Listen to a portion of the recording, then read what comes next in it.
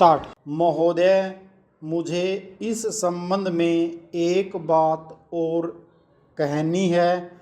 वह यह है कि मुझे मुख्य आयुक्त के भाषण के अनुसार यह आशा थी कि सरकार मजदूरों की उन्नति के लिए, उत्थान के लिए, उद्योगों के विकास के लिए और गांव की स्थिति सुधारने के लिए तकनीकी प्रशिक्षण देने का काम करेगी।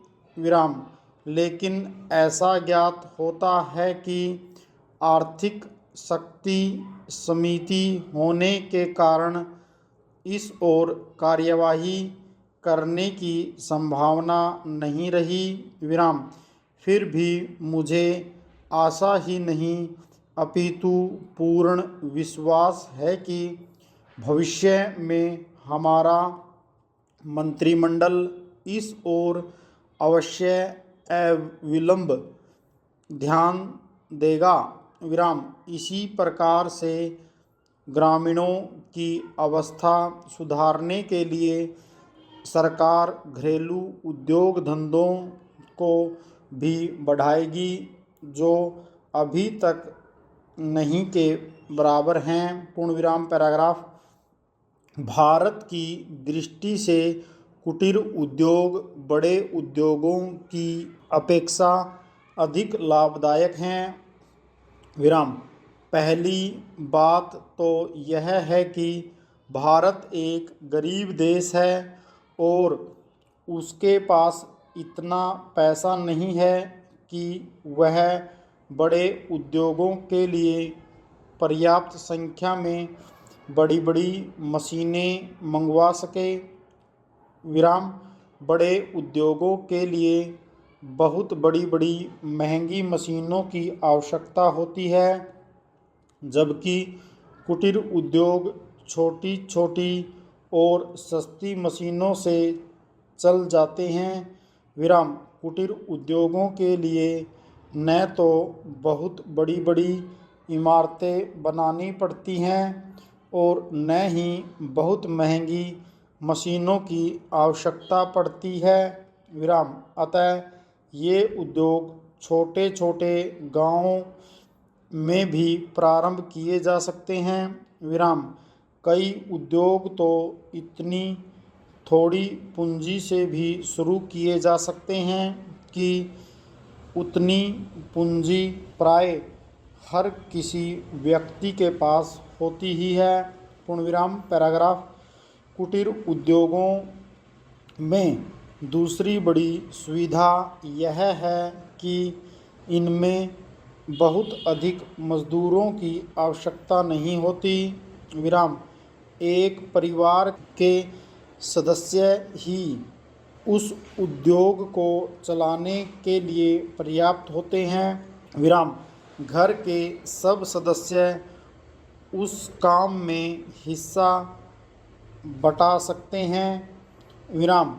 बड़े उद्योगों में प्रत्येक मजदूर को कोई विशेष कार्य सीखना होता है और उस काम में कुशलता प्राप्त करने में उसे काफ़ी समय लग जाता है। विराम। तीसरी चीज़ जो मैं आपके सामने रखना चाहूँगा वह यह है कि जो विचार और सुझाव आपके सामने प्रस्तुत किए गए हैं वे एक पवित्र, शुद्ध और जनता व प्रांत के हित को ध्यान में रखकर ही प्रस्तुत किए गए हैं और मुझे पूर्ण विश्वास है कि बिना किसी दलगत भावना के शिकार हुए आप उनकी जांच करेंगे और यदि वे जनहित की कसौटी पर खरे उतरें तो उन पर कार्यवाही करेंगे। पूर्ण विराम। महोदय, इस संबंध में दिन प्रतिदिन बढ़ने वाले भ्रष्टाचार की समाप्ति के लिए और कर्मचारियों के रवैये के संबंध में माननीय सदस्यों ने विचार प्रकट किए। विराम। मैं समझता हूँ कि इससे कोई समझदार व्यक्ति इनकार नहीं करेगा कि भ्रष्टाचार को प्रोत्साहन नहीं देना चाहिए। विराम। अतः इस ओर विशेष ध्यान देने की आवश्यकता है। विराम। भ्रष्टाचार को समाप्त करने के लिए जो कठिनाइयाँ सरकार के समक्ष हैं उन पर शीघ्र ही कदम उठाए जाने चाहिए। विराम। यदि सख्ती भी बरतनी पड़े तो चिंता नहीं, हमें ऐसे कदम उठाने ही हैं। पूर्ण विराम। पैराग्राफ। मैं यह जानता हूँ कि बहुत से लोग, जिनमें कुछ हमारे साथी भी हैं, इसकी कुछ बातों का विरोध करते हैं। पूर्ण विराम।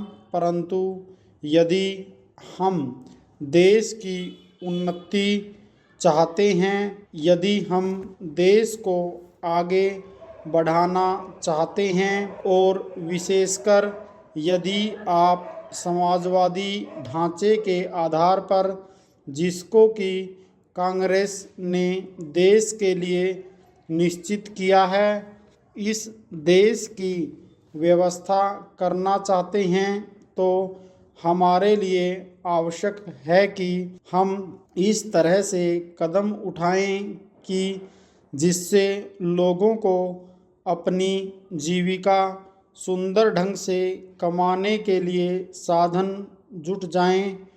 पूर्ण विराम। वास्तव में यह सरकार जिसने यह साहसपूर्ण कार्य किया है, इस कार्य के लिए सबसे अधिक बधाई की पात्र हैं। विराम।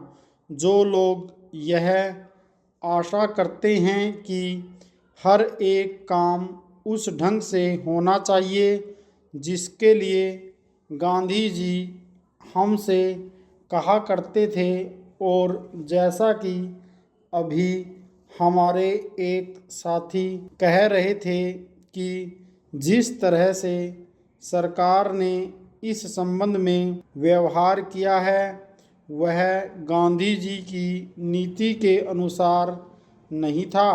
पूर्ण विराम। यही नहीं, उन्होंने तो एक तरह से कांग्रेस ने जो समाजवादी ढांचे पर समाज की व्यवस्था की नीति अपनाई है उसका विरोध किया, और मेरी समझ में उनकी बात नहीं आती कि एक तरफ तो वह कांग्रेस के अंदर हैं और दूसरी ओर कांग्रेस द्वारा स्वीकार की हुई नीति का इस प्रकार से विरोध करते हैं। विराम।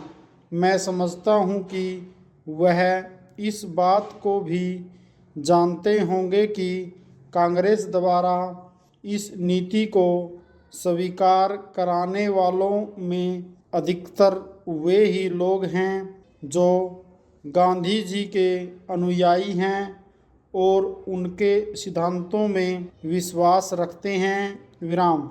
ऐसी स्थिति में उनकी वह बात समझ में नहीं आती कि आज सरकार प्रजातंत्र और गांधी जी के बताए हुए नियमों के अनुसार आचरण क्यों नहीं कर रही है। विराम।